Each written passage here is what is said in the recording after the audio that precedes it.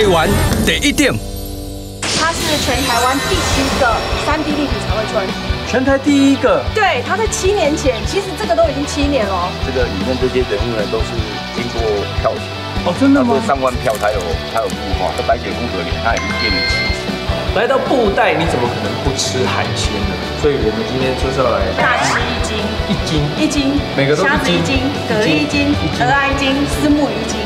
为什么你们的1斤比我平常的1斤还要多很多啊？夏天吃，你看，哎呦，冰冰的吃超好吃。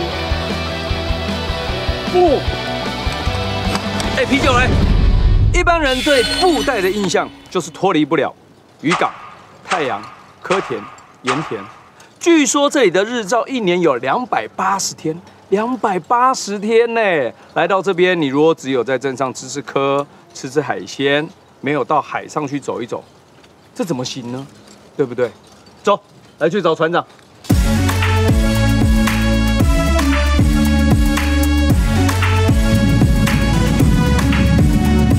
哇，我们这边这样一路开出去，这边全部都是吊棚的蚵，对，都是蚵棚，都是吊棚的蚵棚。吊棚的，对对对，像这样的蚵棚啊，我们有一些不一样的养殖方式啊。怎么说？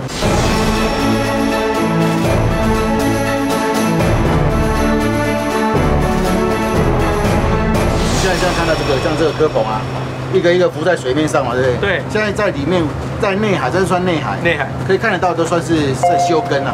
哦，休耕。休耕就表示它已经现在在保持一个维修啦，或者是暂时先休息，那整理一些蚵架这样子，让它再一次的出到外海去养殖。哦，它是丢在外海养殖的，我以为在内海养哎。外海养殖。哦，在外海养。对对。所以内海是做维修，对。然后怎样把它吊好，季节对了以后，我们再把它拖出去外面。我们现在看到这个，像这个，像这个黑色笼子这个啊，对。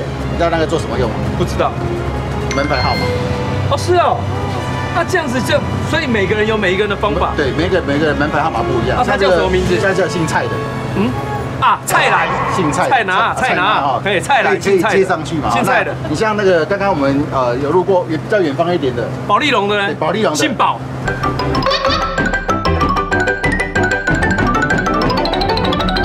其实就是因为我们渔民啊用海废啊，就是利用在地的海废，不要的一些海废，把它装置成他们自己的门牌号码。做记号用的。对，你看哈，其实一直在提醒大家，那海洋资源是大家的，要保护嘛，它垃圾不要乱丢。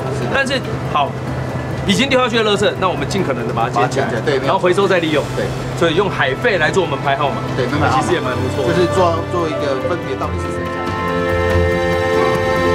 原本任职于电子业的陈冠奎船长，因为身为渔乡子弟，体认到渔业资源日渐枯竭，于是陈大哥回到故乡，和亲友讨论渔业转型，以渔筏作为海上巴士，结合地方生态、人文、休闲等活动，带领游客从海上认识布袋。除了蚵田产业，陈大哥更力推无人岛蛋糕沙滩秘境。除了要算准时间才能登岛，岛上还有4王1后等着大家。上去的时候我们要脱赤脚了哈。赤脚？为什么？我不能穿拖鞋啊？没办法感受到蛋糕沙滩的魅力啊？什么要拖鞋？我今天还穿了一双这么好看的鞋出来，有没有看到布灵布灵？然后你叫我拖鞋？赤脚感觉比较有那个跟海洋亲近的感觉。哦，我常常都在亲近它哎。那是什么？不要拉我了，被拉住。哇，好酷哦！哎，其实我跟你讲，我现在懂了。我现在踩的呢，就是4大天王的赛，其中之一的，其中之一。那是什么？那是什么？哎，那只在那边，那叫什么？我们要不要追它一下？那叫什么？那叫角眼沙蟹。哦，角眼沙。角眼沙蟹，它是我们传说中的4大天王的手，哦，就是最大只的。真的？那很像蟹老板。真的吗？很像蟹老板。你抓得到它吗？要追它一下。你抓得到吗？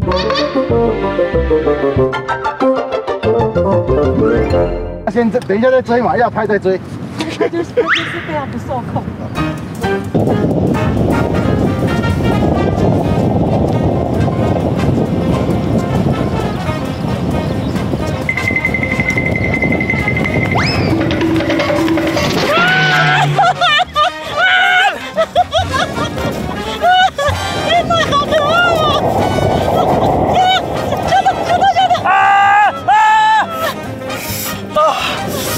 他夹到我，好痛，哇，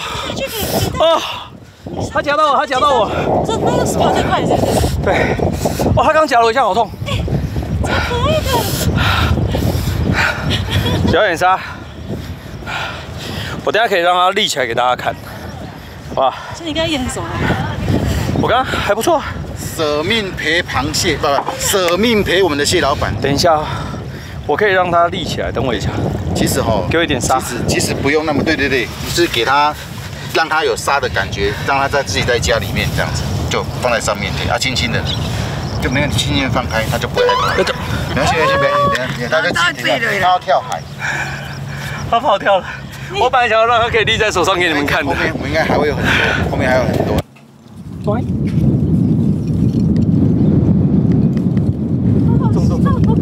啊！而且看它眼睛，看到吗？对啊，它眼睛在这里啊。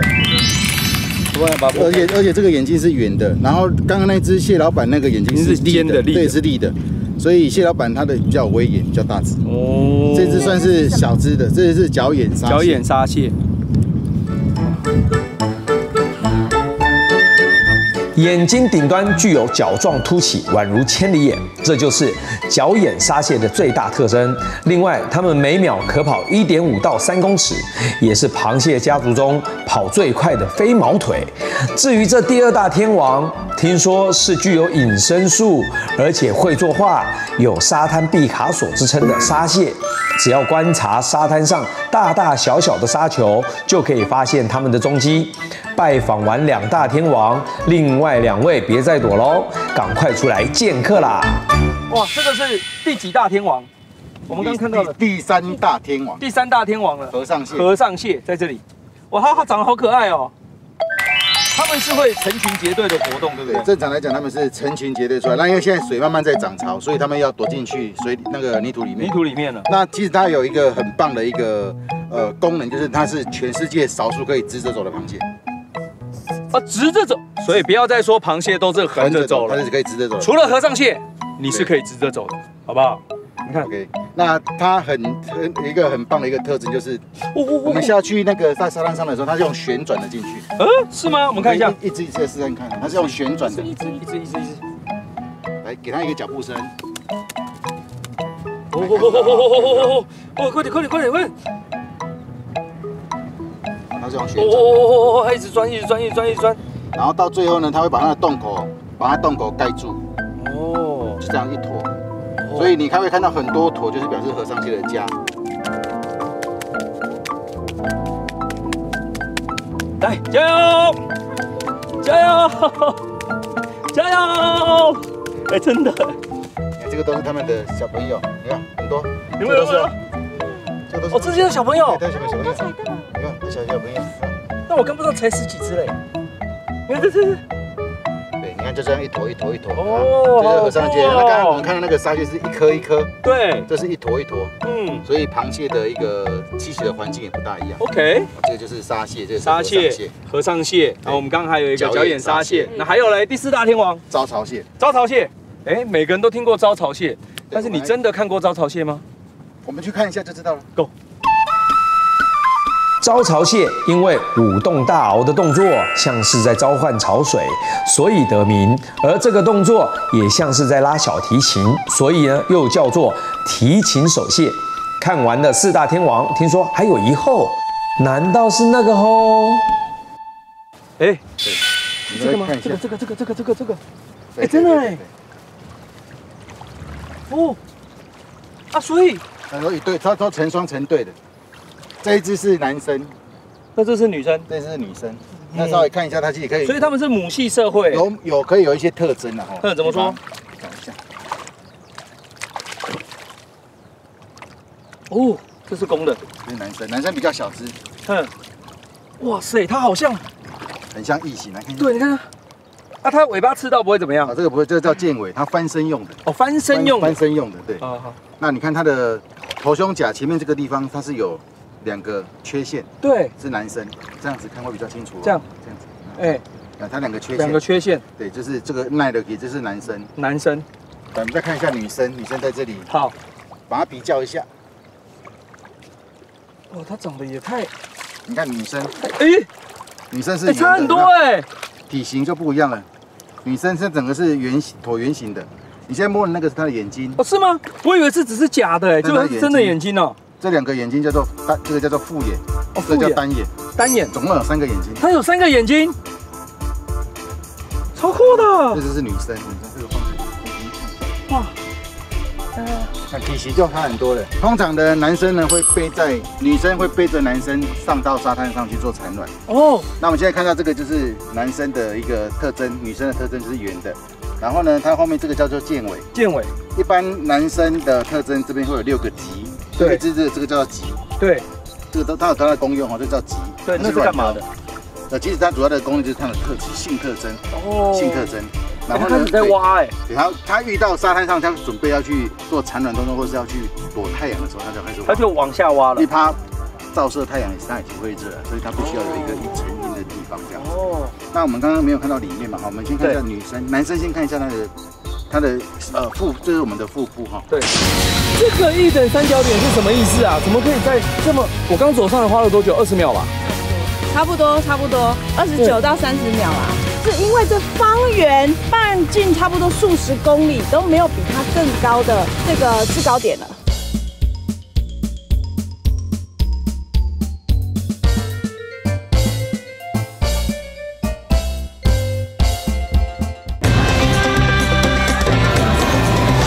待完第1点，男生先看一下它的腹，这是我们的腹部哈。对，嘴巴在正中间，你看它的尾巴就是要保护它，对，因为它这扫描有没有人要去侵略它，对哦 ，OK， 这是它出鳃游泳用的，哦，或者是它钻泥土，利用这个打水把那个沙剥掉，对对对。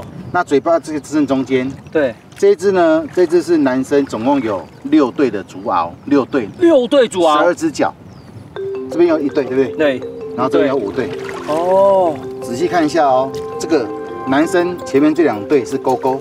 对，勾勾有没有？勾勾，它是钩子哦。来看一下女生哦。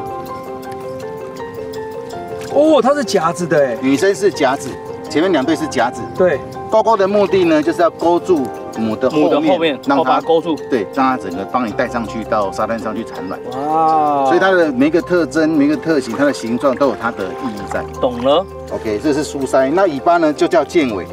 剑尾的目的是要翻身用的。对，翻身用的。所以其实这个是1年前的活化石，这个地方的水质要非常的好，对，非常的好，才能够有这样的一个生态在这个地方。我们让它慢慢钻回去好了。这边它比较好钻。你把它慢慢钻，慢慢钻，上去。正常他们如果说在海底里面，他们是这样子，成双成对的是会这样子。男生用他的脚勾住他的这个地方，勾住，这样的，所以在沙滩上就是这样，对，是夫妻鱼，所以又叫做马蹄蟹，又叫夫妻鱼。对，他们是这样1对，然后就母的就带着它这样子上岸。对。蛋糕沙滩上面总共有4王1后，对，4王就是角眼沙蟹、沙蟹、和尚蟹、招潮蟹，1后就是后，对，就是我们所谓的活化石。哦，懂了。那你知道后怎么写吗？后，我会打字啦。对。它的名称叫做有学问的鱼。哦，对了，这样讲就算了。有学问的鱼。哦，这样讲就会了。对，有学问的鱼，那个子就把它换成鱼。对，哦，那读音就是像后面。后是海洋底栖的无脊椎动物，它既不是蟹，也和鱼无关。蜘蛛和蝎子在血缘上是比较接近的亲戚，它们存在地球上已经有4亿多年，但外形却无多大变化，因此又被称为活化石。豪美里湿地是后的重要栖地，需要好好保护，我们才能后会有期。所以大哥这边的装置艺术也是你们弄的？对，就是我们就把捡一些海废啊，然后先顺便做净滩的一个动作。哦，对，这是什么？这是什么？这就海废。这什么东西？就是帆布啦，对，帆布。这边也有啊。我这帆布已经点干那样嘞。像那个塑胶瓶。啊，没办法。对啊，这个喝完的东西为什么不自己带走呢？对啊。还有玻璃瓶。对，玻璃瓶。对啊，那现在这边像这边，它的潮水会涨到上面来，它会涨多高？这个像这个的话，它会整个淹掉吗？不会，大概一半，到一半，大概一半。我们这个玻璃瓶好啊，把它剪一下。它到一半的地方，哦，你怎么知道要插上去？好像每个都这样插。对，这是我们游客来的时候在剪的时候，他们就会把它。那这个嘞，这个你要这个待会我们要带到船上，这带回去，要这没有办法装置，这要装什么？这就等于是把一个垃圾往上丢而已。我们就带回去，把那个整个那个垃圾就带回去。哦，而且你们做好多有荡秋千，然后有可以休息的椅子，对，然后这边也是哎，然后还有什么窗帘、沙滩排球。这个就是客人第一个可以休息。那我们现在也在做一些对整个那个竹子啊竹子的一些废弃的回收。对，那可以做一些像这样的一个，可以让人家做一下装饰艺术，稍微做一下啦，来拍拍照，对不对？因为这个地方说实在，一天最多给你6小时在这边，你只能待6小时。那潮汐的有时候不太一定，有的时候退干潮的时候也就只有那几个小时。有时候是早上，有时候是下午。对，每天时间不一样，所以你不是说固定哪一个时间来都有。对，来就碰碰运气。如果你到布袋来玩，对，吃海鲜，也许你还可以出海来碰碰运气，有没有蛋糕沙滩可以玩？是的，好吗？每日限时开放的无人岛秘境，有着松软的蛋糕沙滩、生机蓬勃的4王1后，以及利用海废打造的完美拍照景点。这样的布袋你来过吗？台湾第一等的布袋，和你想的不一样。走，来去爬山。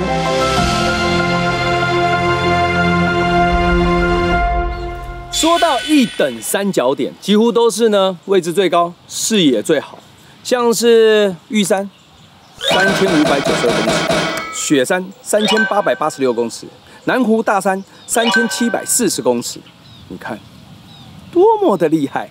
我现在呢人在嘉义的布袋，听说这里也有一个1等3角点，玉山上去回来2天了，这边呢。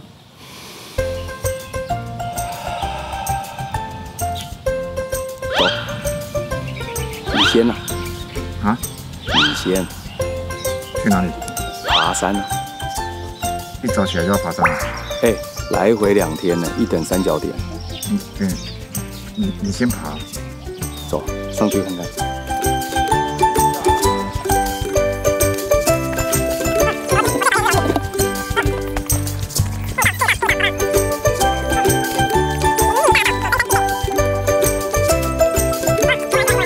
休息的椅子也有了。现在要休息了。太快了吧？哎，还有一段路要走。好 ，Let's go。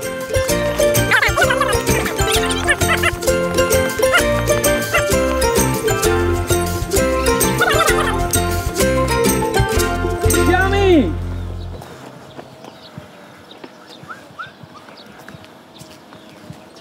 哎，1等天文点。送力点、卫星站1等3角点，哇塞！我爬到1等3角点了，恭喜！人生最快！哎，掐蒙利西，我是在地媳妇葛丽娘。你在骂脏话？我是在地媳妇葛丽娘。葛丽娘，你好，我是小豆。欢迎小豆。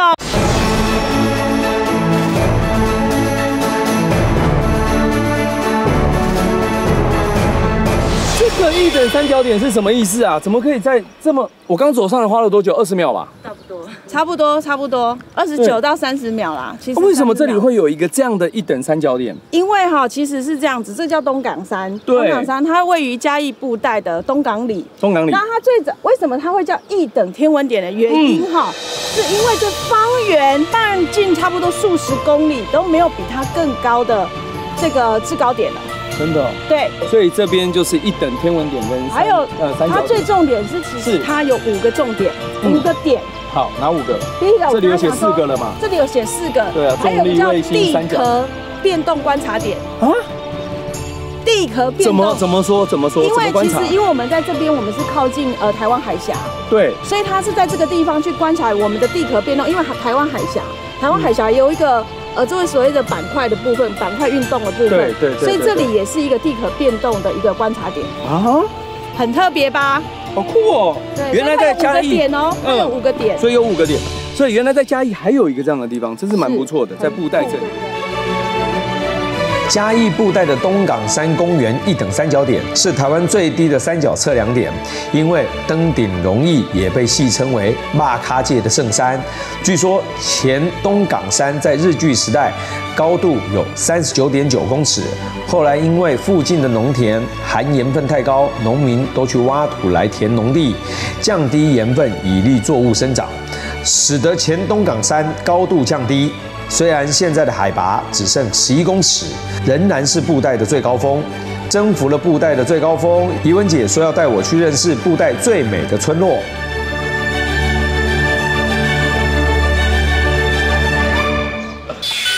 大姐，这边为什么我们在这个宫庙旁边有一个这样的彩绘墙？算彩绘吗？彩绘，而且它是全台湾第一个3D 立体彩绘村。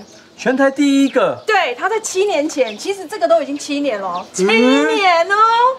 全台第一个，这个令人蛮讶异的。这是我们整个彩绘村的创作者曾敬成曾老师。哦，好，曾老师你好，曾老师你好。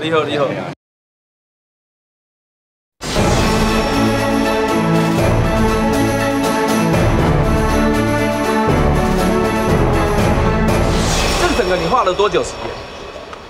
这一幅的话，画了大概将近1个月。1个月的时间？对，这是在这边创作的第一幅。那这样子的维护需要怎么维护？因为我们在我们嘉义这边布袋这里其实靠海耶。对。那海它不会有，比如说就是岩石。对啊，会不会日晒啊，然后风吹日晒雨。那怎么办？那为什么能这么持久的原因，是因为你看它已经7年了，可是它还是完好如新。所以中间没有补过，7年到现在没有。为什么这么强？是我坚持一个，我在作画之前我就很坚持，就是让我的作品能够维持的时效性能够久一点。对，所以我特别的去打了。来到布袋，你怎么可能不吃海鲜呢？所以我们今天就是要来大吃1斤，每个都虾子1斤，蛤蜊1斤，鹅啊1斤，虱目鱼1斤。为什么你们的1斤比我平常的1斤还要多很多啊？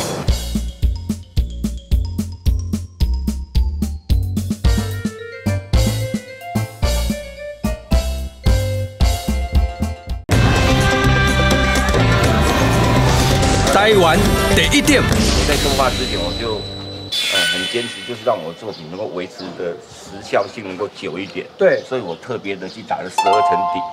12层的所以你看到的这个是画了12层。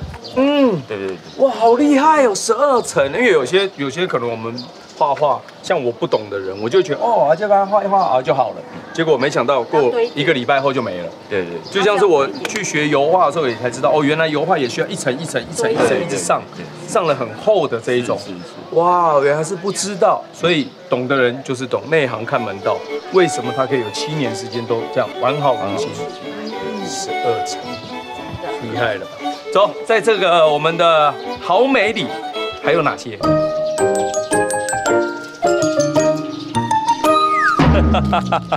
所以这边老师，这边是虱目鱼，这个是虱目鱼，这是我们这边有的特产。对，这画上面都是我们好美里。对，它是一个保护区，所以它的很注重就是养殖业。那养殖业我们这边有3宝，虱目鱼。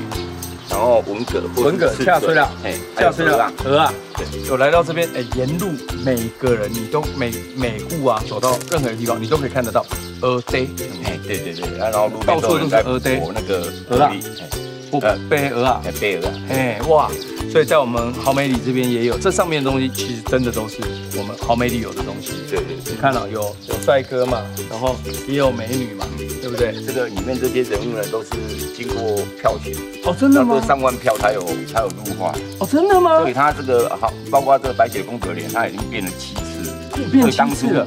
这边只要是假日的话，这边都是上千个人在这边。它不会人数不会减少，都会很多人，因为很多人会来找他的画，或者说他的朋友会过来找。真的。对，那时候因为风潮。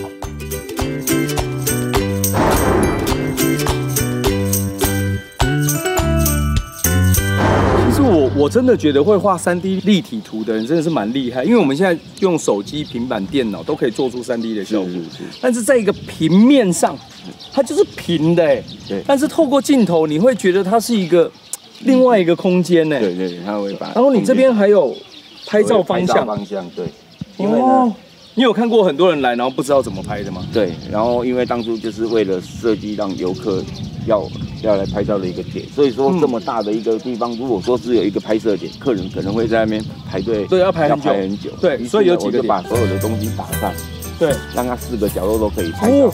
是。有哎，这里有一个在里面也会成为一个景。哦，这里有一个点，对，你看这里有一个点，这里也有，对。哦，就是它会环绕在旁边，站在石头上的感觉是吗？对，这样是吗？我现在就带你们到后面去拍这个，就感觉是你在水里面悠游的那种感觉。哦，好哦。哦，这边还有一个，这里还有一个拍照点。哇，你看这里都7年了哦。哇，那等一下呢，我们那个拍照的这是给拍照的人站的，拍照的人站的。我以为是我们要站在那被拍的，然后我要在哪里？拍照拿手机的地方，拿手机，然后我在哪里？你要站在这边，然后叫人冲浪一样就，又在剪头，这样子就好，然后就这样子会这样都可以好。1、2、3。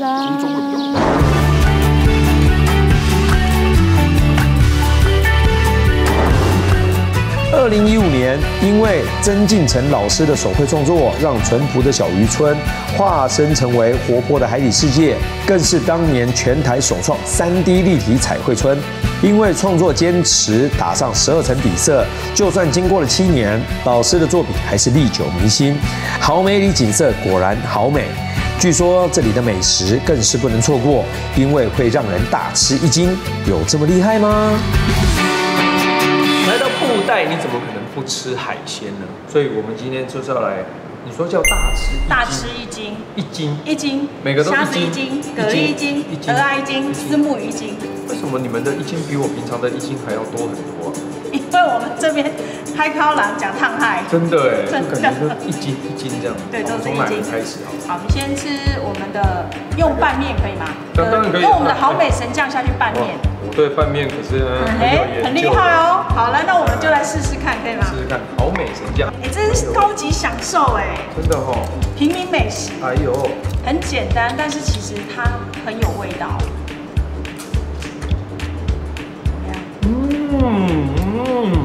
真的很不错，对不对？不错哎。这是我们的好美神酱。神酱，哇！而且不加味素，不加防腐剂，不加人工添加物，可以很吃的没有负担，没有负担，是很舒服。对，真的好吃，对不对？而且很简单，但是它的味道又很清淡，不会让你觉得很负担。前旁，对，不会人家觉得说 XO 酱好像就是有那种很重口味的感觉，不会。但是你却不会不失于你吃到了以后，它还是有一些蛤蜊的香气在里面，而且还有嚼劲，对不对？有蛤蜊嚼劲，对不对？有蛤蜊的东西，有蛤蜊的嚼劲。所以我们这个的虱目鱼是你们做1夜干的吗？对，我做1夜干，然后这个虱目鱼基本上我们已经把刺抽掉，因为我很怕有人去这个卡到刺，还拿着那个健保卡来跟我说，那个你要帮我付那个健保费。哎呦，怎么会这样呢？但是还是小心，因为虱目鱼本身就是一个刺很多的。虱目鱼的刺你知道有几根吗？好像216还214啊。好，正确解答是222。222根刺。对，我们就全部把它处理掉了，很特别吧？蛮猛的，好吃。而且我们这里的虱目鱼是属于所谓的低密度养殖。低密度养殖又再加上有蒜养殖，再加上活水养殖，所以它的肉特别清甜。所以你会有蛤蜊吗？因为你跟虱目鱼是共生在一起的，对不对？对，没错。还有虾子共生。虾子也会共生嘛，对不对？所以它就是上它的那个水层里面的菌，它就靠它自己。对，形成一个很好的循环。没错，好厉害哦！你也很厉害，都知道。台湾第一定主持人连这个都不知道，那就接下去台湾第一定。看不起来，其实我蛮想要就是用虱目鱼，是多一点蛤蜊好。可以，蛤蜊 XO 讲话。你很懂吃天儿啊！我就懂吃，真的懂吃。量很大，超海。所以您原来不是这边的人，不是？您是哪里人？宜兰三星乡人，宜兰县三星乡。那照理来讲，你应该是种葱才对啊。我怎么会。你怎么会来这边弄养蛤蜊？为什么？为什么？其实我跟你说，我觉得养蛤蜊是因为我们那时候我嫁到这里来，然后嫁到这里来之后，我们这里的那个蛤蜊真的很吸引我，然后又跟我们家宜兰三星葱很搭，所以我就决定，好吧，那我们就回来这里做这件事情。哦，所以就来这边了。对，那因为我公公在这里养蛤蜊40年了，所以说我想说要把它发扬光大。对，养40年已经很大了，你还要再把它发扬光大。对，当然了，一定要。你做一些结合。对，做一些结合。布袋在美好里。对，好美里。好美里。我每次都讲美好，因为这太美好。太美好了。美好的事情都好美，这样的感觉。所以就是让一些年轻人愿意回乡来，是，然后愿意觉得说，在我们好美里面其实有很多好玩的东西。对。其实你如果像我今天说实在，我是第一次走进来好美里。所以我走进来以后，我才发现，哇，这里的那种空气带点咸的海风，然后这整个人呐，走在这边的步调都慢慢的慢活下来，而且你还有很多彩绘可以看，没错。然后在这边也有很多的美食可以吃，只是你有没有机会走进来？如果经过了布袋，来到了嘉义，你可以来好美里走一走，也可以走进来欣赏一些艺术，这边的感觉其实蛮不一样的，很特别哦。好美里是国家级湿地保护区，加上紧邻台湾海峡，又是巴掌溪和龙宫溪出海口，先天的好环境，加上当地渔民采用友善生态养殖，出产的蛤蜊品质优良。为了提升蛤蜊价值，避免盘商杀价，怡文姐利用蛤蜊制作 XO 酱，保障渔民合理收益。既然来到蛤蜊的故乡，当然要下水体验一下喽！哇塞！好美的太阳，好热的太阳，好热的太阳。所以我们要干嘛？这边是什么池？哎呦，虱目鱼，虱目鱼，对，虱目鱼。我们这里是友善养殖法，友善养殖 ，OK。对，所以这里面有什么？虱目鱼。然后呢？中层是白虾，白虾，下层是蛤蜊。蛤蜊，所以我们今天要来挖的是蛤蜊吗？是的，好啊。来体验一下，下面叫做蒙拿咸西口，一减一个了，好不好？蒙拿咸西口。好，我们怎么摸？好，就直接走下去啊！第一步走下去。对。有摸的感觉。踩到了。踩到吗？我们要这条皮线。应该不是吧？石头。九头。对，好。所以你是会先踩到才下去摸？基本上我就会直接手下去了，然后你用你的五爪这个神功那样扫过去，扫过来，然后就会碰到那个有没有？什么东西啊？所以不是把蛤蜊放下去滚，是拿这个冲蛤蜊，对，冲蛤蜊就好了。哦，它才会有半生熟的感觉，是，就很像我们的鲑鱼，有没有稍微上面烤一下而已？哦，炙烧的概念，是的，炙烧概念。然后冲下去，香气很棒吧？哎呦，很简单，对不对？在家里就是可以自己做。夏天吃，你看，哎呦，冰冰的吃，超好吃。啤酒来。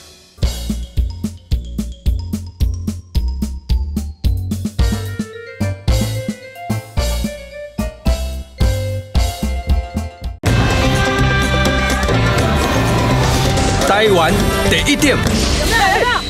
什么东西啊？鱼，不然就是虾。是什么东西啊？鱼或者是虾？不是，它是我摸到它，它又回头来咬我，那就是虾。是哦。对，虾子也会。然后我跟你讲，搞不好你会摸到明虾哦。真的吗？真的，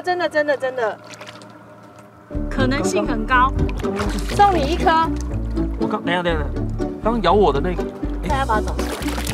水流，膨亮。哎呦，其实这边的蛤蜊是黑的，蛮肥的呢。你怎么知道肥？肥啊！你很厉害，你知道肥？肥是现在看。而且以前人家都这样。这个声音就是火的。死的是咕，对不对？空的。我还讲，我靠，有物件要讲。黑呀！快走！有虾啦，这里真的有虾。对啊，有虾也有鱼，还继续摸。然后看谁摸到比较大颗。其实你如果要摸得到要越往下呢，它的蛤蜊会越大颗。真的吗？真的。因为呢，来你看我这一颗。虾子，我被它吓到，刚刚是虾子。我跟你说，你会摸到虾，因为这里就是混养的。哎，不是，这种感觉很妙，你知道，我明明赶，就是你明明赶的事情，但是上，不，我就跟你说这边有什么，我们是友善养殖，来，它在我脚上，换它现在在我的脚里。我知道，等一下啦，给我掉，我这次一定要抓住它，等一下。你可以先把它丢到那个。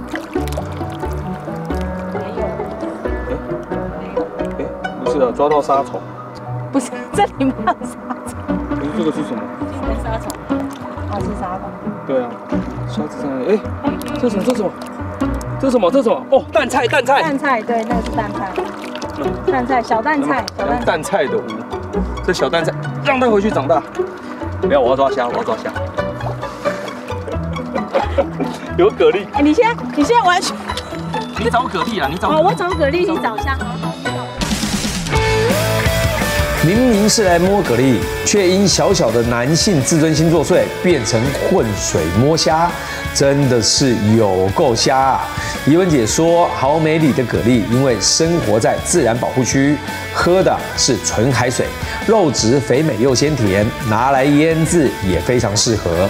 夏日将近，趁这个机会教大家制作古早味的腌蛤蜊，保证吃过的都说赞。来哦！ 这人家是用养蛤，你是养蛤蟆。哇，你真的是蛤蜊娘哈！给蛤蟆给是安怎？蛤蟆给是什么意思？这是腌制蛤蜊给。蛤蟆给。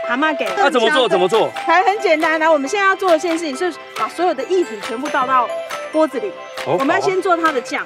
好啊。然后等一下，这是水。它有比例吗？有比例。1比1。哎，基本上不是水，是2。水2。好，那我们现在来喽。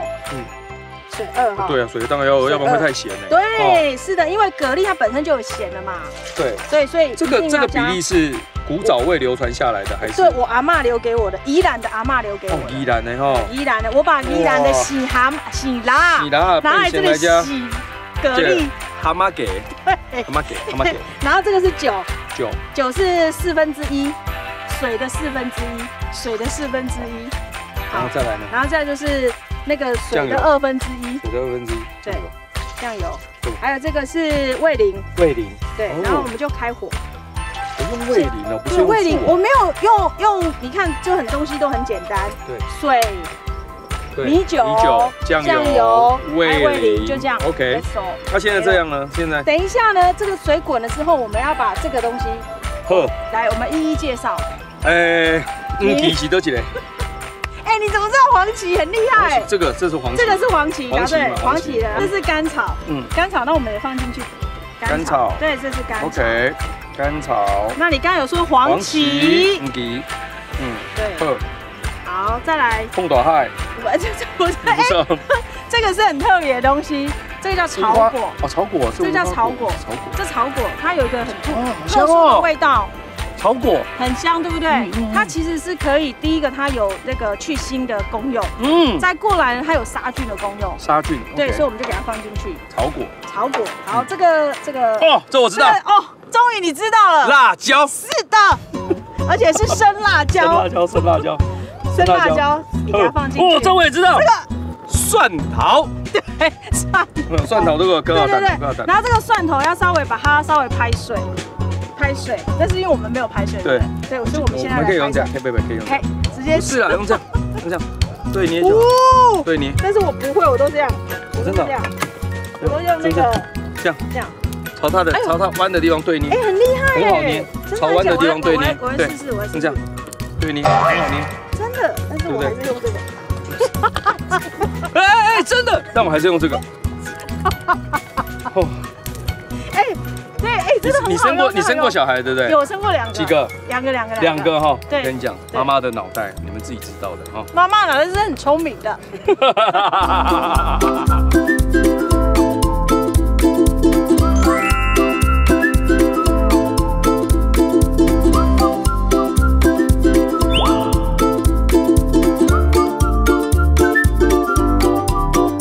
所以不是把蛤蜊放上去滚，是拿这个冲蛤蜊，对，冲蛤蜊就好了。哦，它才会有半生熟的感觉，是，就很像我们的鲑鱼，有没有稍微上面烤一下而已？哦，炙烧的概念。对，是的，炙烧概念。然后冲下去，哎，香气很棒吧？哎呦，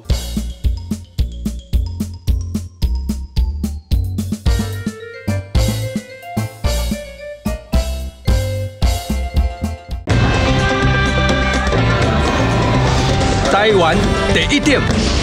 哎，香气很棒吧？哎呦，很简单，对不对？在家里就是可以自己做。啊，就这样，就这样。冲好了以后呢？然后就让它浸拿泡，也可以啊，拿来，然后让它浸泡个1天1夜就可以享用了。泡1天1夜。对。哇，咸辣是安尼做的哦。哎，那我可以拿出来。当然可以。自己看。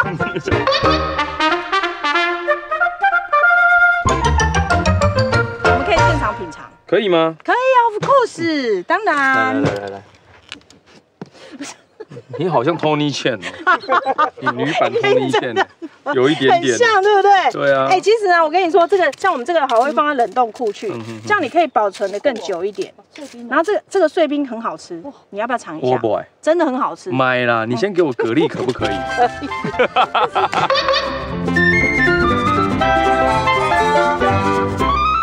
哇，用盐辣的方式。哦，那这边，好吃的，这边，超好吃的。你看一下。那个冬天，夏天吃，你看。哎呦，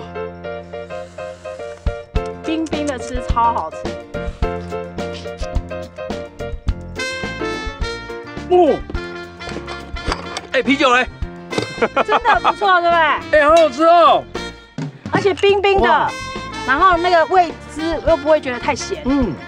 再一颗，而且它冷冻后的感觉其实也蛮不赖的，是不是？而且你看那个肉那么饱，这个是肉哦，这是它的肉。然后配啤酒，我们很棒。好好吃哦。然后在海滩上，有一种冰沙感，对，冰沙感。喝了，让你学会了，好不好？对，真的。哎，我没有不尝试哦，我都没有尝试。真的哈，就这样子。对，其实要你守住秘密应该蛮难的。哎，真的，我是同力券。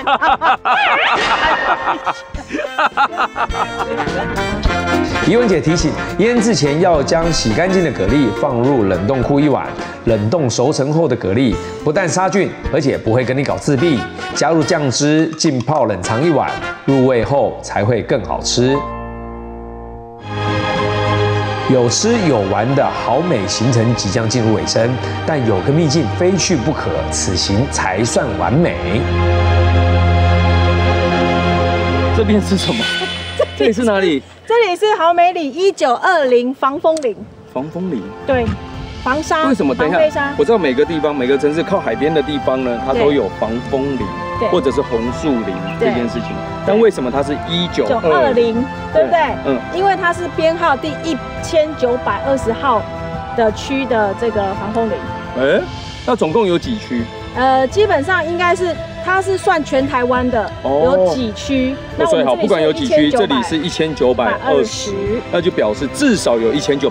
对，但是大大小小不一样。我们这里算很大的。很大，多大？占地面积多大？我们这里有119公顷。公顷呢？Oh my god！ 在吗？好啊，走进去看一下。好，很漂亮哦。然后我们这里的水永远都是。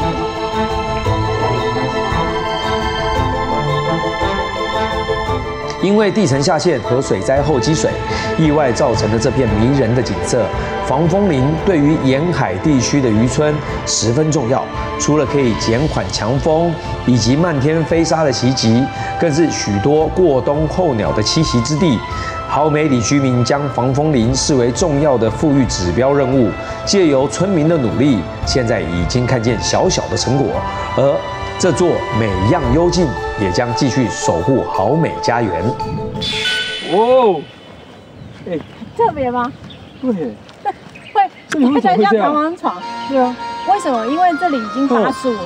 那85年，那经过了85个寒暑，对，这些木麻黄掉下来之后，它会一直堆积，堆积之后就会成为腐殖质，所以你踩起来像弹簧床，会很有弹性。因为你看，木麻黄的叶子它就是长这样子，你看哈，它就是这样，所以它是这样子的，对，所有的细是堆积，然后交错多少了，对，然后就开始交错，85个寒暑这样堆积出来的这个，你现在就会感觉上它会有弹簧床的感觉，有哎，哇，有 feel 哦，有 feel。天哪，那这里好漂亮哦。对啊，湖光山色，它是一个堰塞湖啦。嗯，对。这里冬天的话，也就是靠这些木麻黄作为防风林，然后帮我们把这些风沙挡住，是让在我们好美里面的居民不导致于被风沙所一直影响。没错，不然我们这餐餐都要吃沙。黑胡椒，哎呦，餐餐吃黑胡椒。所以你看，大自然环境其实是重要的，是的。你要怎么样友善的利用它，好不好？哇，真是美啊！很安静。美好的好美，好美的美好。呜。